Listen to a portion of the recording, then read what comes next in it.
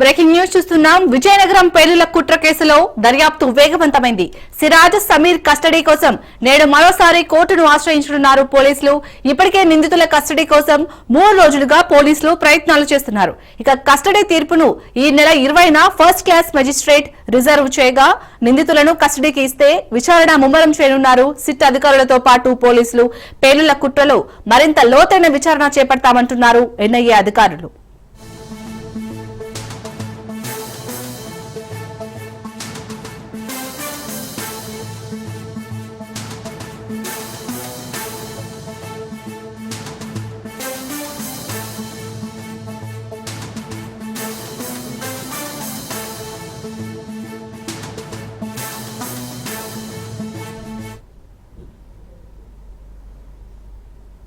విజయనగరం పేలుళ్ల కుట్ర కేసులో దర్యాప్తు వేగవంతమైంది. సిరాజ్ సమీర్ కస్టడీ కోసం నేడు మరోసారి కోర్టును ఆశ్రయించనున్నారు పోలీసులు. ఇప్పటికే నిందితుల కస్టడీ కోసం 3 రోజులుగా పోలీసులు ప్రయత్నాలు చేస్తున్నారు. ఇక కస్టడీ తీర్పును ఈ నెల 20న ఫస్ట్ క్లాస్ మెజిస్ట్రేట్ రిజర్వ్ చేయగా నిందితులను కస్టడీకి ఇస్తే విచారణ ముమ్మరం చేయనున్నారు ఇటు సిట్ అధికారులు అలాగే పోలీసులు. పేలుళ్ల కుట్రలో మరింత లోతైన విచారణ చేపడతామంటున్నారు ఎన్ఐఏ అధికారులు.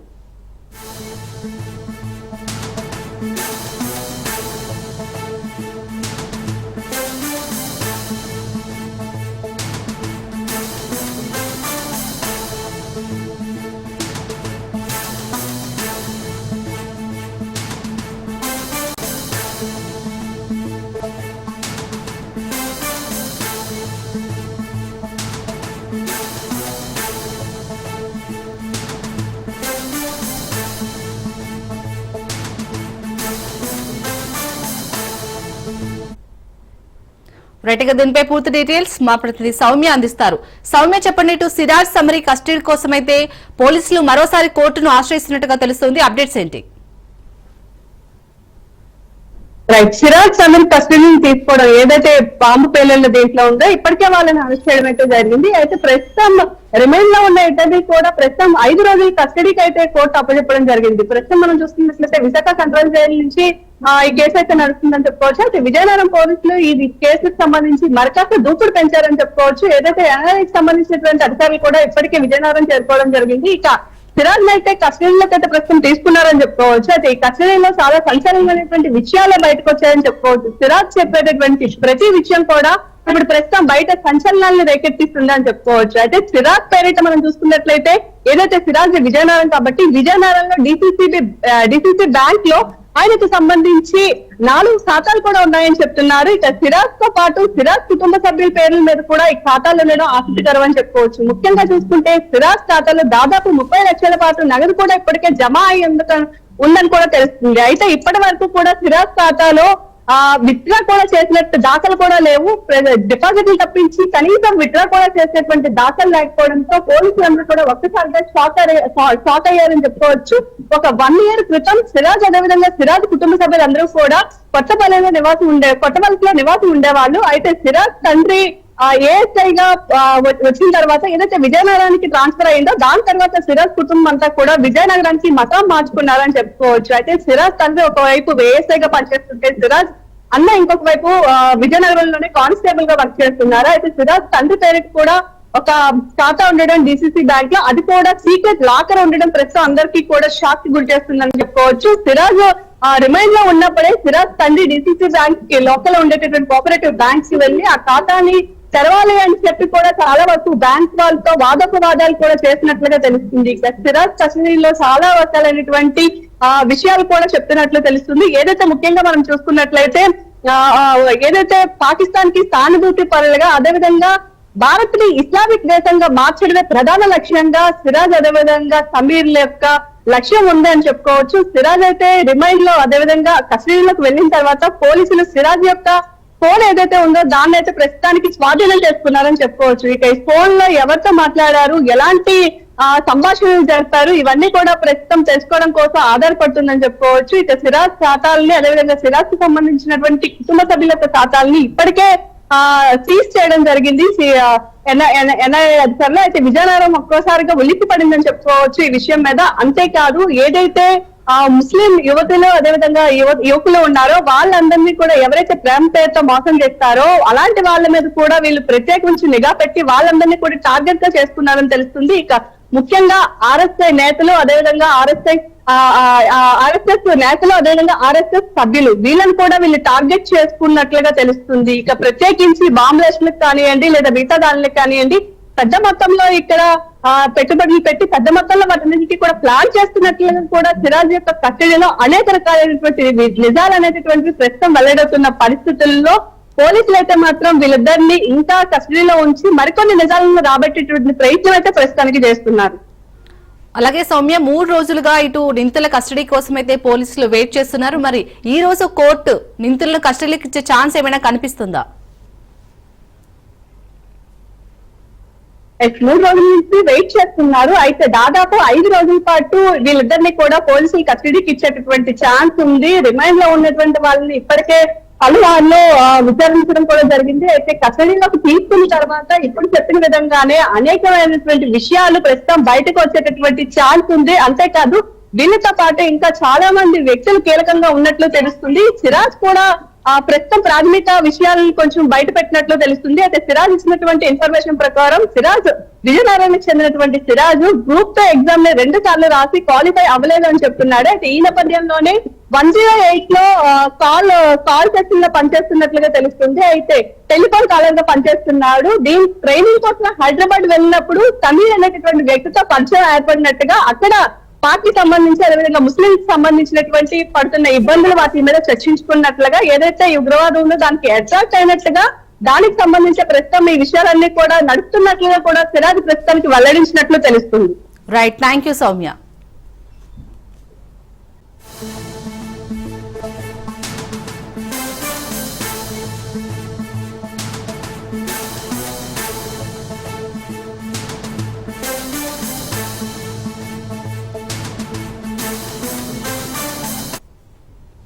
బ్రేకింగ్ న్యూస్ చూస్తున్నాం. ఫోన్ ట్యాపింగ్ కేసులో పోలీసులు దర్యాప్తును స్పీడప్ చేశారు. ఇందులో భాగంగా ఎస్ఐబి మాజీ చీఫ్ ప్రభాకర్ ఇంటికి పోలీసులు కొద్దిసేపటి క్రితమే చేరుకున్నారు. ప్రభాకర్ రావు ఇంట్లో సోదాలు చేసేందుకు ప్రయత్నించారు. అయితే ప్రభాకర్ రావు ఇంటికి తాళం వేసి ఉండటంతో ఆయన నివాసానికి నోటీసులు అంటించారు పోలీసులు. కాగా ఇప్పటికే జూన్ 20లోగా విచారణకు హాజరు కావాలని పోలీసులు తెలియజేశారు. ఇక ఫోన్ ట్యాపింగ్ కేసులో A1 గా ప్రభాకర్ రావు ఉన్నారు. ఈ నేపథ్యంలోనే ఆయన నివాసానికి వెళ్లారు పోలీసులు.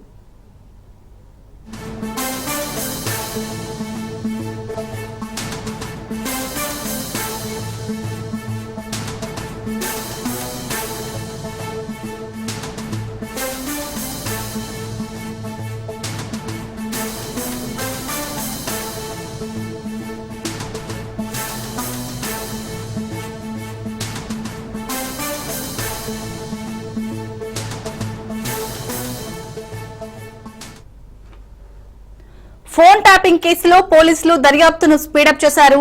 ఇందులో భాగంగా ఎస్ఐబి మాజీ చీఫ్ ప్రభాకర్ ఇంటికి పోలీసులు కొద్దిసేపటి క్రితమే చేరుకున్నారు. ప్రభాకర్ రావు ఇంట్లో సోదాలు చేసేందుకు ప్రయత్నించారు. అయితే ప్రభాకర్ రావు ఇంటికి తాళం వేసి ఉండటంతో ఆయన నివాసానికి నోటీసులు అంటించారు పోలీసులు. కాగా ఇప్పటికే జూన్ 20లోగా విచారణకు హాజరు కావాలని పోలీసులు తెలియజేశారు. ఇక ఫోన్ ట్యాపింగ్ కేసులో A1 గా ప్రభాకర్ రావు ఉన్నారు. ఈ నేపథ్యంలోనే ఆయన నివాసానికి వెళ్లారు పోలీసులు. ఇక దీనికి సంబంధించి పూర్తి డీటెయిల్స్ మా ప్రతినిధి రత్నకుమార్ అందిస్తారు. రత్నకుమార్, ఫోన్ ట్యాపింగ్ కేసులో ఇప్పటికే ఎస్ఐబి మాజీ చీఫ్ ప్రభాకర్ రావు A1 గా ఉన్నాడు. ఆయన గురించి దాదాపు సంవత్సరాల నుంచి కూడా ప్రభాకర్ రావును అదుపులోకి తీసుకుని విచారించేందుకు పోలీసులు ప్రయత్నాలు చేస్తూనే ఉన్నారు. అయితే ఆయన విదేశాల్లో ఉండి ఇప్పటి వరకు కూడా ఈ కేసు నుంచి కూడా తప్పించుకున్నటువంటి పరిస్థితి ఉంది. సో ఇప్పుడు తాజాగా ఆయన ఇంటికి పోలీసులు చేరుకొని తను జూన్ 20లోగా విచారణకు హాజరు కావాలంటూ కూడా తెలియజేసేందుకు ప్రయత్నం చేశారు. అయితే ప్రస్తుతం ఇవాళ సోదాలు చేసేందుకు ప్రయత్నించే నేపథ్యంలోనే ఇది బారామతిలో ఉన్నటువంటి ఆయన గోల్కొండ పోలీస్ స్టేషన్ పరిధిలోని బారామతి పరిధిలో ఉన్నటువంటి ఆయన విలాస్ సంబంధించిన విశల్లా నిరోజు ఆయన నివాసం ఉన్నారు. సో ఆ విలాస్ పోలీసులు చేరుకున్నారు. చేరుకొని ఇక్కడ ఆ లోపల సోదాలు నిర్వహించేందుకు ప్రయత్నం చేశారు పంజగుట్ట పోలీసులు. అయితే అదే సమయంలో ఇది ఇంటికి తాళాలు వేసి ఉండటం, ఇంట్లో ఎవరూ లేకపోవడంతో ఇంటికి నోటీసులు అందించి ఆ పోలీసులు కొద్దిసేపటి క్రితం ఇక్కడి నుంచి వెంటనే వెళ్ళడం జరిగింది. అయితే ఈ వ్యవహారంలో ముఖ్యంగా ఆ మొదటి నుంచి కూడా ఇటు ప్రభాకర్ రావు అంటే ఫోన్ ట్యాపింగ్ కేసు అనేది పూర్తిగా డైరెక్షన్ చేసినటువంటి వ్యక్తి ఆ ప్రభాకర్ రావు అనేది గ్రహించినటువంటి నేపథ్యంలోనే ఆయన పట్టుకునేందుకు ఒకవైపున పోలీసులు ప్రయత్నం చేసినప్పటికీ ఆయన మాత్రం ఈ కేసులో తప్పించుకొని తిరుగుతూనే ఉన్నారు. విదేశాల్లో ఉన్నటువంటి వ్యక్తి అక్కడి నుంచే బెయిల్ పిటిషన్లు వేయడము, అక్కడి నుంచే నాన్ బెయిల్ కేసులు నమోదైనప్పటికీ వాటి మీద యాంటిసిపేటరీ బెయిల్ కోసం ప్రయత్నాలు చేసి గమనించారు. కానీ ఇప్పటి వరకు ఆయన వేసినటువంటి పిటిషన్లు అన్నింటినీ కూడా కోర్టు క్యాన్సిల్ చేసింది, వాటన్నింటినీ కూడా తిరస్కరించినటువంటి పరిస్థితి ఉంది. అయితే ఈ మధ్య కాలంలో తను ఇటు కోర్టులో ఇచ్చినటువంటి పిటిషన్లకు సంబంధించి కూడా తన యొక్క సమాధానాన్ని వినేందుకు ప్రత్యక్షంగా విచారణకు హాజరు కావాలంటూ కూడా కోర్టు తెలియజేసినటువంటి పరిస్థితి ఉంది. ఈ నేపథ్యంలోనే ఒకవేళ తను విచారణకు హాజరయ్యి తన యొక్క వాదనలను వినిపిస్తే మాత్రం ఖచ్చితంగా వినేందుకు సిద్ధంగా ఉన్నాము, విచారణకు హాజరు కావాలి వ్యక్తిగతంగా విషయాన్ని కోర్టు తెలియజేసింది. కానీ ఇటు మరోవైపు ఈ కేసులో మరొక ముద్దాయిగా ఉన్నటువంటి వ్యక్తి నిందితుడిగా ఉన్నటువంటి A6 శ్రవణ్ రావు ఇటీవల కాలంలో ఆయన తను ఖచ్చితంగా పోలీసులు విచారణకు హాజరైతే తనను అరెస్టు చేసేటువంటి అవకాశాలు ఉన్నటువంటి కారణంతో ఆయన విచారణకు హాజరు కాకుండా పోలీసులు తనను అరెస్టు చేయకుండా తగిన పర్మిషన్ ఇవ్వాలంటూ కూడా తెలియజేసినటువంటి పరిస్థితి ఉంది. ఇక అందులో భాగంగానే సుప్రీంకోర్టు ఇచ్చినటువంటి తీర్పుతో విచారణకు సహకరించండి కానీ పోలీసులు అరెస్టు చేయనున్నటువంటి విషయాలకు సంబంధించి పోలీస్ ఇటు కోర్టు నుంచి కొన్ని ఆదేశాలని వచ్చిన తర్వాత ఆ తర్వాత ఆయన విచారణకు హాజరవటం జరిగింది.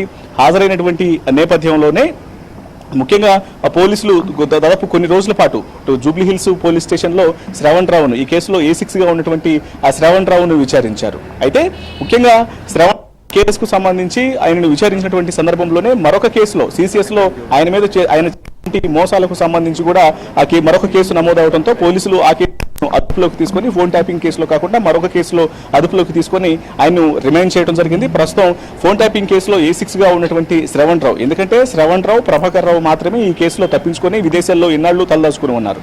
అయితే ఎప్పుడైతే కోర్టు అరెస్టు చేయరన్నటువంటి కన్ఫర్మేషన్ అనేది వచ్చిందో అప్పుడు పోలీసుల ఎదుట A6 గా ఉన్నటువంటి శ్రవణ్ రావు విచారణకు హాజరయ్యి పోలీసులు చేసినటువంటి విచారణలో పూర్తిగా సహకరించారు.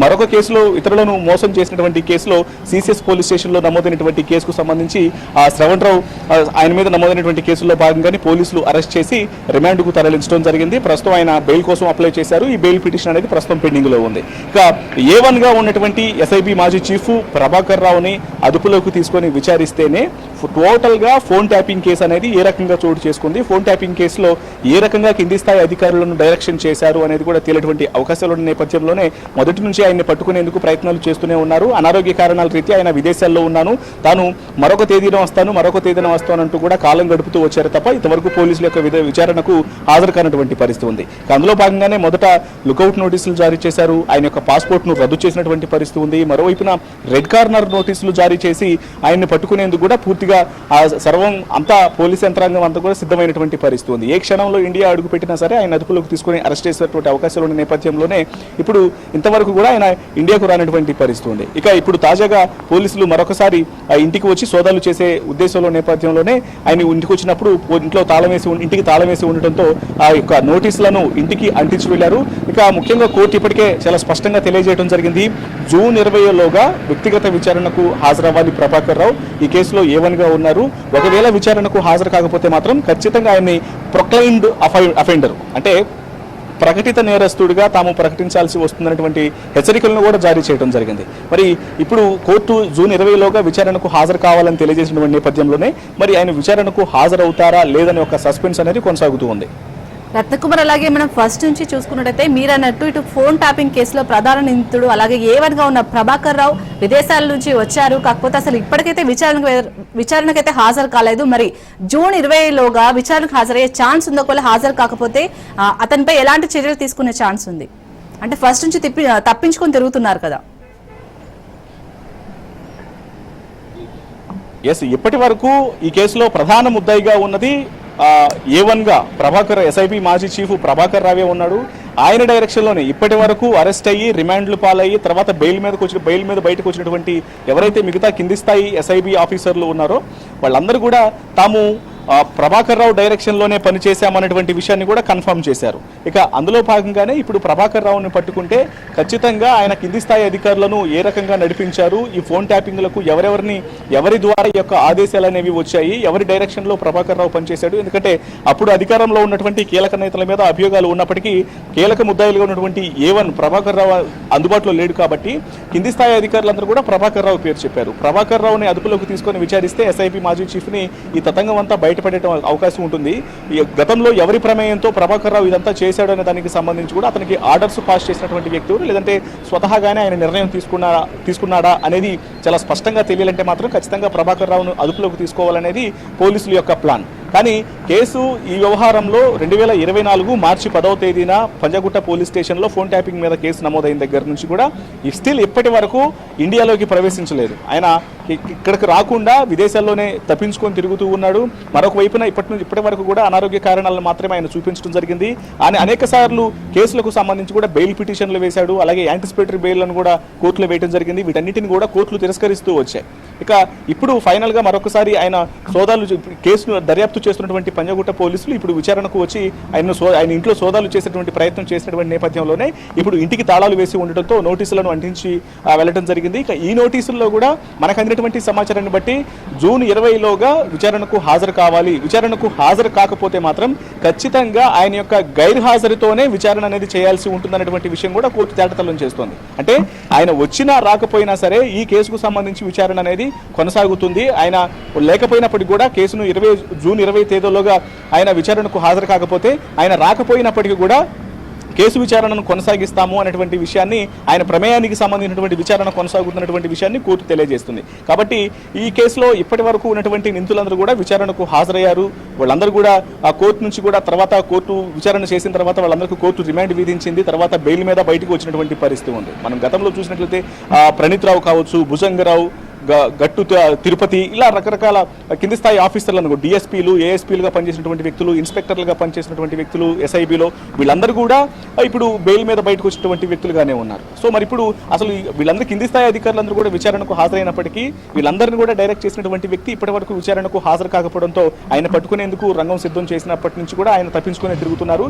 ఇప్పుడు జూన్ 20లోగా కోర్టు సమయం ఇచ్చింది కాబట్టి మరి ఆయన విచారణకు హాజరవుతారా లేదా, అసలు వస్తారా లేదనేటువంటి సస్పెన్స్ అయితే కొనసాగుతుంది ఉంది. కానీ కోర్టు మాత్రం చాలా స్పష్టంగా తెలియజేస్తుంది, ఆయన జూన్ 20లోగా వచ్చినా రాకపోయినా కూడా ఖచ్చితంగా ఆయన గైర్హాజరు అయినప్పటికీ కూడా విచారణ చేసి ఆయన్ని ప్రకటిత నేరస్తుడిగా తెలియజేయాల్సి ఉంటుంది, ప్రకటించాల్సి ఉంటున్నటువంటి విషయాన్ని కూడా తెలియజేస్తోంది. Right, thank you Ratnakumar.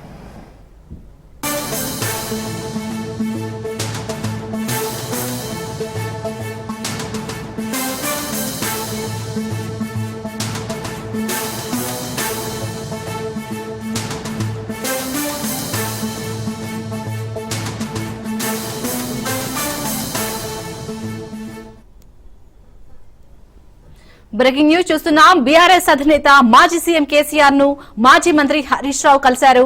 ఎర్రవల్లిలో KCR నివాసానికి వెళ్లారు హరీష్ రావు. ప్రధానంగా కాళేశ్వరం కమిషన్ నోటీసుల నేపథ్యంలో ఈ భేటీకి ప్రాధాన్యం సంతరించుకుంది. నోటీసుల విషయంలో తదుపరి కార్యాచరణపై ఇరువురు నేతలు చర్చిస్తున్నారు.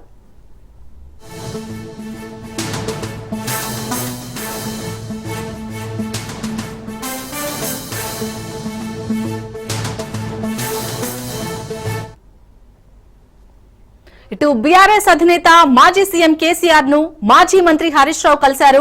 ఎర్రవల్లిలోని కేసీఆర్ నివాసానికి వెళ్లారు హరీష్ రావు. ప్రధానంగా కాళేశ్వరం కమిషన్ నోటీసుల నేపథ్యంలో ఈ భేటీకి ప్రాధాన్యం సంతరించుకుంది. నోటీసుల విషయంలో తదుపరి కార్యాచరణపై ఇరువురు నేతలు చర్చిస్తున్నారు. దీనిపై పూర్తి డీటెయిల్స్ మా బ్యూరో చీఫ్ రాజిరెడ్డి అందిస్తారు. రాజిరెడ్డి, చెప్పండి, మాజీ సీఎం కేసీఆర్ కి అలాగే హరీష్ రావు మధ్య భేటీకి సంబంధించి అప్డేట్స్ ఏంటి? తేదీన మాజీ ముఖ్యమంత్రి కేసీఆర్ ను విచారణకు రావాలి. అదేవిధంగా జూన్ 6వ తేదీన మాజీ మంత్రి హరీష్ రావు విచారణకు రావాలని కాళేశ్వరం కమిషన్ ఇప్పటికే నోటీసులు జారీ చేసింది. ఈ యొక్క నేపథ్యంలో ఈరోజు హరీష్ రావు ఎర్రవెల్లిలో ఉన్నటువంటి మాజీ ముఖ్యమంత్రి కేసీఆర్ ఫామ్ హౌస్లోకి వెళ్ళారు. వీళ్ళిద్దరి మధ్య దాదాపు అరగంట పైగా డిస్కషన్ జరిగినట్టు తెలుస్తుంది. ముఖ్యంగా ఈ యొక్క కాళేశ్వరంకి సంబంధించినటువంటి నోటీసుల పైన ఏ రకంగా ముందుకెళ్దాం, ఎలా ముందుకెళ్దాం అనే ఆలోచన చేసినట్టు తెలుస్తుంది. ఇప్పటికే బీఆర్ఎస్ సంబంధించినటువంటి నేతలు పెద్ద ఎత్తున విమర్శలు చేస్తున్నారు. కాంగ్రెస్ ప్రభుత్వం కక్ష సాధింపు చర్యల్లో భాగంగానే కేసీఆర్కు అదేవిధంగా హరీష్ రావుకు నోటీసులు ఇచ్చారు. ఒకవైపు కాళేశ్వరం కమిషన్ గా ఉన్నటువంటి ఘోష్ అసలు విచారణ ముగిసిందని చెప్పిన తర్వాత మళ్ళీ కేసీఆర్ కు అదేవిధంగా హరీష్ రావుకు నోటీసులు ఇవ్వడం ఏంటి, మళ్ళా 2 నెలల పాటు కాల పరిమితి పొడిగించడం ఏంటి, ఇదంతా కూడా కక్షపూరితంగా కాంగ్రెస్ ప్రభుత్వం వ్యవహరిస్తుంది అనేది కూడా ఇప్పటికే బీఆర్ఎస్ సంబంధించినటువంటి నేతలు విమర్శలు చేస్తున్నారు. అంతేకాకుండా కాళేశ్వరం ప్రాజెక్టు అసలు ప్రపంచంలోనే గొప్ప ప్రాజెక్టు, పెద్ద ప్రాజెక్టు. కాళేశ్వరం ప్రాజెక్టు కింద చాలా బ్యారేజీలు ఉంటాయి. అందులో ఒకటి మేడిగడ్డ బ్యారేజ్, 3 బ్యారేజీలలో ఒకటి మేడిగడ్డ బ్యారేజ్, చాలా రిజర్వాయర్లు కూడా ఉంటాయి. ఒక్క మేడిగడ్డలో ఉన్నటువంటి రిజర్వాయరు కాస్త కుంగినందుకు ఇంత రాద్ధాంతం చేస్తుంది కాంగ్రెస్ ప్రభుత్వం. ఇదంతా ముమ్మాటికి కక్ష సాధింపు చర్య. దీన్ని ఎదుర్కొంటామనేది కూడా ఇప్పటికే బీఆర్ఎస్ నేతలు చెప్తున్నటువంటి పరిస్థితి కనబడుతుంది. ఈ యొక్క నేపథ్యంలో కేసీఆర్, హరీష్ రావు అసలు జూన్ 5వ తేదీన కేసీఆర్ హాజరు కావాలి, జూన్ 6వ తారీఖున హరీష్ రావు హాజరు కావాలి. ఈ యొక్క నేపథ్యంలో ఎలా ముందుకెళ్దాము, ఎలా ఈ యొక్క కాళేశ్వరం కమిషన్ విచారణకు ఏ రకంగా వెళ్ళాలి, ఎలా ముందుకెళ్లాలనే దాని మీద ప్లాన్ చేసినట్టు తెలుస్తుంది. మొత్తానికి ఇప్పటికే లీగల్ టీమ్ ఒపీనియన్ కూడా తెలుసుకున్నట్లు సమాచారం తెలుస్తుంది. ఈ యొక్క నేపథ్యంలో వీళ్ళిద్దరు కూడా అరగంట పాటు సమావేశమయ్యారు. ఇప్పటికే పలు సందర్భాల్లో కేసీఆర్ కూడా బహిరంగ సభల్లో కానీ పలు సందర్భాల్లో చెప్పారు, కేవలం రాజకీయంగా ఎదుర్కోలేక కక్ష సాధింపు చర్యల్లో భాగంగానే కాంగ్రెస్ ప్రభుత్వం ఈ విధంగా వ్యవహరిస్తుందని కూడా కేసీఆర్ చెప్పినటువంటి పరిస్థితి కనబడుతుంది. గతంలో కూడా కేసీఆర్ కుండబద్దలు కొట్టారు. అసలు కాళేశ్వరం ప్రాజెక్టు పెద్ద ప్రాజెక్టు, అందులో మేడిగడ్డ ప్రాజెక్టు కాస్త కుంగినంత మాత్రాన కాంగ్రెస్ ప్రభుత్వం రాజకీయం చేస్తుంది, రాజకీయ దిగజారుడుతనానికి పాల్పడుతుందని కూడా కేసీఆర్ విమర్శలు చేశారు. అంతేకాకుండా కేటీఆర్ కూడా విమర్శలు చేస్తున్నారు. అసలు కాళేశ్వరం ప్రాజెక్టు పెద్ద ప్రాజెక్టు, గొప్ప ప్రాజెక్టు, ఇలాంటి ప్రాజెక్టు పైన కావాలనే బురద తల్లుతున్నారు. ప్రజా ప్రభుత్వంలో, ప్రజాపాలనలో పెద్ద ఎత్తున కమిషన్లు వసూలు చేస్తున్నారు. ఈ కమిషన్ల భాగవతం అంతా ప్రజలకు తెలిసింది. డైవర్ట్ పాలిటిక్స్ చేయాలనే ఉద్దేశంతోనే ఇప్పుడు ఒక రకంగా కాళేశ్వరం ప్రాజెక్టు విచారణ ముగిసిందని కూడా ఘోష్ చెప్పిన తర్వాత, కాళేశ్వరం కమిషన్ చైర్మన్ చెప్పిన తర్వాత కూడా అదనంగా 2 నెలలు మళ్ళీ గడువు పొడిగిస్తూ మళ్ళోసారి విచారణకు రావాలి అనేది కూడా అటు కేసీఆర్కు ఇటు హరీష్ రావుకు నోటీసులు పంపించడం వెనుక మొత్తం డైవర్ట్ పాలిటిక్స్ చేస్తుంది. కాంగ్రెస్ ఇచ్చినటువంటి హామీలు నిలుపుకుంటలేదు, అమలు చేయట్లేదు. అందులో భాగంగానే ఇలా అంతా కూడా రాజకీయ డ్రామా ఆడుతుందనేది కూడా కేటీఆర్ విమర్శలు చేస్తున్నారు. అయితే మొత్తానికి లీగల్ ఒపీనియన్ తీసుకొని, లీగల్ టీమ్ ఒపీనియన్ తీసుకొని ఏ రకంగా ముందుకెళ్దాం, ఏ రకంగా వివరణ ఇస్తామనేది కూడా వీళ్ళిద్దరి మధ్యలో చర్చ జరిగినట్టు తెలుస్తుంది. అయితే వీళ్ళిద్దరు కూడా అసలు కాళేశ్వరం కమిషన్ ముందు హాజరవుతారా, లేకపోతే లిఖితపూర్వకమైనటువంటి ఏమన్నా సమాచారం ఇచ్చి వివరణ ఇస్తారా, లేక గడువు కోడతారా అనేది కూడా ఇంట్రెస్టింగ్ గా మారబోతుంది. ఇదంతా కూడా ఇంకా సమయం ఉంది కాబట్టి, జూన్ 5, జూన్ 6 సమయం ఉంది కాబట్టి ఈ లోపల ఏ రకంగా ముందుకెళ్తే బాగుంటుందనే ఒక కసరత్తులో భాగంగానే ఈరోజు కేసీఆర్తో హరీష్ రావు భేటీ అయినట్లు తెలుస్తుంది. శాలిని.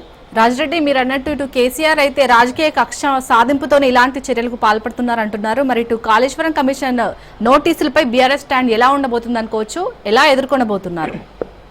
అంటే ఇది రాజ్యాంగబద్ధంగా ఏర్పాటు చేసినటువంటి కమిషన్ కాబట్టి ఖచ్చితంగా రాజ్యాంగబద్ధంగా ముందుకెళ్ళాలి అనేది కూడా బీఆర్ఎస్ చూస్తుంది.